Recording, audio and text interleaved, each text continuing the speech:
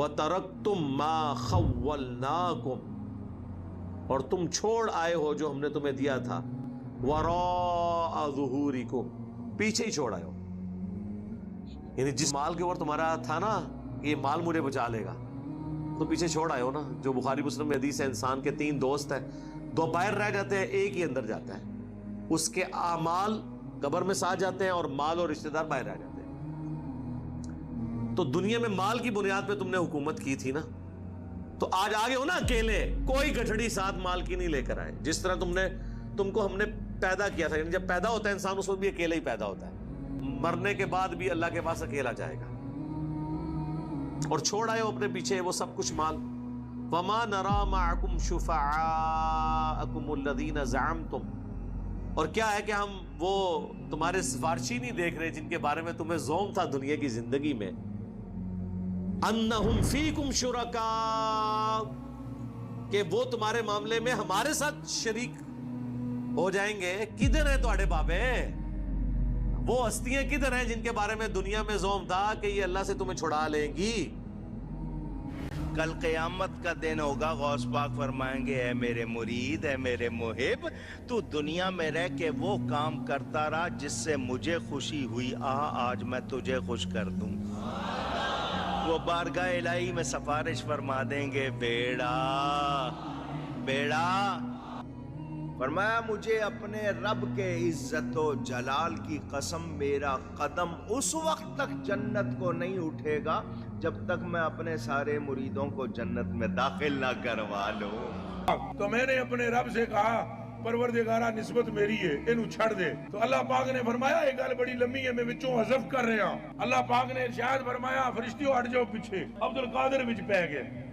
اللہ، اکیلے آئے ہو نا، کتنے تھے بزرگ؟ ظاہر ہے جی یہ تو سوال ہوگا نا کہ جب بزرگوں نے فرمایا تھا کہ ہمارا کوئی بھی مرید اس وقت تک ہم جنت میں داخل نہیں ہوں گے جب تک کہ اپنے سارے مریدوں کو جنت میں نہ لے جائیں، تو پھر اللہ تو پوچھے گا نا کہ بھئی ہاں کدھر جے تھوڑے پیر صاحب جن کے بارے میں تمہیں زوم تھا. اور وہ تو پھر سورہ الاحقاف میں آیا کہ وہ ہستیاں خود دشمن ہو جائیں گی ان کی. ہاں وہ کہیں گے کہ ہم نے تو کب ان کو کہا تھا، ہمیں تو پتہ بھی نہیں تھا یہ ہمیں پکار رہے ہیں. یہ تو ان ہستیوں کے لیے جو واقعی جینون ہستیاں تھیں، وہ تو انکار کریں گی. باقی جو ہے نا ہستیاں جو جعلی بنائی ہوئی تھی، وہ تو تہاڈے تو پہلے انشاءاللہ جہنم وچ پہنچے ہون گے. وہ اگے نے ذرا کہ تکو تلاش کرو کہ لب جان کے. تو لقد تقطع بینکم، بے شک ٹوٹ گئے ان تمہارے سارے رشتے، سارے وہ نظریات، وہ ساری آس اور امید ختم ہو گئی جن ہستیوں پہ تم کھڑے ہوئے تھے. وضل عنکم ما کنتم تزعمون، اور تمہارے ہاتھوں سے جاتی رہی وہ تمام باتیں جو تم دنیا میں دعویٰ کیا کرتے تھے. اس کو وہ اردو میں کہا جاتا ہے ہاتھوں کے طوطے اڑ جانا. ٹھیک ہے، طرح نکل جانا ایک دم بندے تھا، ایک ہی ہو گیا. میرا خیال ہے اگر کسی شخص کو مرنے کے بعد اس طرح کا معاملہ ہو، اس سے بہتر نہیں ہے کہ وہ قرآن ترجمے سے پڑھ کے دنیا میں ہی آخرت کی فلم دیکھ لے اور بچ جائے. ٹھیک ہے، جس طرح یہاں بھی دنیا میں اگر کسی شخص کو ہم بتائیں کہ بھائی دیکھو یہ ویڈیو دیکھ لو سی سی ٹی وی کیمرے میں، کل ایک شخص یہاں سے گزر رہا تھا، گیٹ کراس کرتے ہوئے اس کا ہاتھ گیٹ کو لگ گیا، یہ گیٹ ارتھ ہوا ہوا ہے، وابڈا والوں کو ہم نے اطلاع کی ہوئی ہے لیکن ابھی تک یہ ٹھیک نہیں ہوا، یہ دیکھو اس کی لاش کل اٹھانی پڑی. کیا خیال ہے دنیا میں کسی کو یہ ویڈیو دکھائی جائے، وہ گیٹ وابڈا والے گارنٹی بھی دے دینا کہ اس میں کرنٹ نہیں ہے، لوگ کہیں گے جناب ایتھو تے گزرنے نہیں، کوئی دوسرا راہ دسو سانو. یہی ہوگا نا، کیونکہ جان کا خطرہ ہے، جہاں پر ایمان کا خطرہ ہے. اور بلکہ یہ بات کرتے ہوئے اگر کوئی شخص تھوڑے سخت لہجے میں بھی بول دے، ایک دو گالیاں بھی ساتھ نکال دے کہ فلانے ٹھنگیا تو اتھو چلے آتا دیکھ کل بندہ ایتھے مر گیا، تو اس شخص کو اس کی گالیاں بھی یاد نہیں رہیں گی، بلکہ وہ کہے گا تو میرا محسن ہے کہ تو نے مجھے بچا لیا ہے، 3 گالیاں اور نکال کے مجھے بچاتا تاکہ مجھے یقین آ جائے کہ میں نے یہاں سے نہیں گزرنا. یہی ہے نا.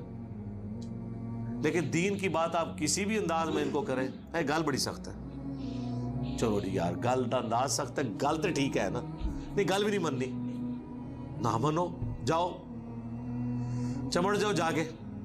تو اللہ تبارک و تعالیٰ نے آخرت کی فلم پہلے ہی چلا دی ہے، یہ ہوگا، یہ رزلٹ نکلے گا. اسی لیے آپ دیکھیں جتنے لوگ دوسرے ملکوں میں بیٹھے ہوئے ہیں. پاکستان میں تو ان کے آباء و اجداد کو کبھی توفیق نہیں ہوئی قرآن پڑھنے کی. وہاں جاتے ہیں جب تھوڑی لادینیت دیکھتے ہیں, تھوڑا سا اپنے آپ کو جھنجھوڑتے ہیں کہ ہم نے اپنے ریلیجن کی طرف واپس آنا ہے, اپنے آپ کو مصروف کرنے کے لیے قرآن پڑھتے ہیں. جب قرآن پڑھتے ہیں تو ان کے طوطے باقی اس طرح ہی اڑتے ہیں جس طرح آخرت میں بابوں کے مارنے والوں کے اڑیں گے. اوکے یار یہ قرآن تو کچھ اور لکھا ہوا ہے.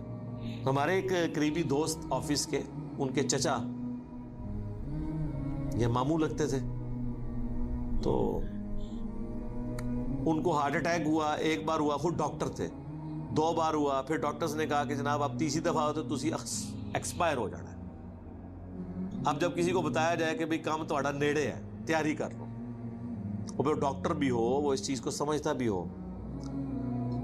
یہ میں 2006-07 کی بات کر رہا ہوں. وہ جی انہوں نے قرآن جو ہے نا ترجمے سے پڑھنا شروع کر دیا. سوری خالو تھے, وہ ماموں نہیں تھے, خالو تھے. قرآن ترجمے سے پڑھا. احمد صاحب بریلوی صاحب کا ترجمہ. بریلوی تھے تو ظاہر ہے انہوں نے مرنے سے پہلے بریلویت کی تیاری کرنی تھی نا, ظاہر ہے, کیونکہ محلے کی مسجد بریلویوں کی تھی. یہ ہوتی ہے ہماری تحقیق. وہ جناب جب انہوں نے قرآن پڑھا تو گمراہ ہو گئے. انہوں نے کہا یار یہ ہمیں تو انہوں نے بابوں بزرگوں, اللہ تعالیٰ نے تو نہ کسی بزرگ کو, نہ کسی فرشتے کو, نہ کسی پیغمبر کو اپنی توحید کے معاملے میں خاطر میں لاتا ہے, اور انہوں نے تو یہ کیا کیا ہستیوں کے ساتھ عقیدے جوڑے میں. تو وہ اپنا مسلک ہی چھوڑ گئے. جو میں نے اکثر کہا ہے کہ اگر کوئی شخص اپنے فرقے کا بھی قرآن کا ترجمہ ایمانداری سے پڑھ لے نا تو اللہ تعالیٰ اسے ہدایت دے دے گا. یہ اللہ کا وعدہ ہے, والذین جاہدوا فینا لنہدینہم سبلنا. بلکہ ایون وہ قرآن پڑھتے ہوئے اسے یہ بھی پتہ چل جائے گا, تھوڑی سی اپنی عقل استعمال کرے کہ قرآن میں تو یہ لکھا تھا, تو یہ میرے مولوی نے اس کی جو یہ تشریح کی ہے یہ تو اس میں بیٹھتی نہیں, اگر اس نے اپنی عقل استعمال کی. اور اگر عقل استعمال نہ کی, اس کبوتر کی مانند جو بلی کو دیکھ کے آنکھیں بند کر لے, بلی نے پھر بھی گردن مروڑنی ہے. آنکھیں بند کرنے سے بلی غائب نہیں ہو سکتی. اس طرح آنکھیں بند کرنے سے قرآن و سنت کے جو نظریات ہیں وہ غائب نہیں ہوں گے, اور آپ کے بزرگوں کے بتائے ہوئے عقیدے وہ جسٹیفائی نہیں ہوں گے. تو اس سے پہلے کہ آخرت میں ہوائیاں اڑ جائیں, جو اللہ تعالیٰ نے بیان کیا کہ اڑ جائیں گی ان کی ہوائیاں, اس سے پہلے آخرت کی تیاری کر لیں. اللہ تعالیٰ سے دعا ہے جو حق بات میں نے کہی ہمارے دلوں میں راسخ فرمائے. اگر جذبات میں میرے منہ سے کوئی غلط بات نکل گئی تو اللہ تعالیٰ ہمارے دلوں سے دھو ڈالے اور ہمیں معاف بھی کر دے. ہمیں کتاب و سنت کی تعلیمات پر عمل کر کے دوسرے بھائیوں تک پہنچانے کی توفیق عطا فرمائے. سبحانک اللہم و بحمدک, اشہد ان لا الہ الا انت, استغفرک و اتوب الیک, وما علینا الا البلاغ المبین. جزاکم اللہ خیرا. آمین.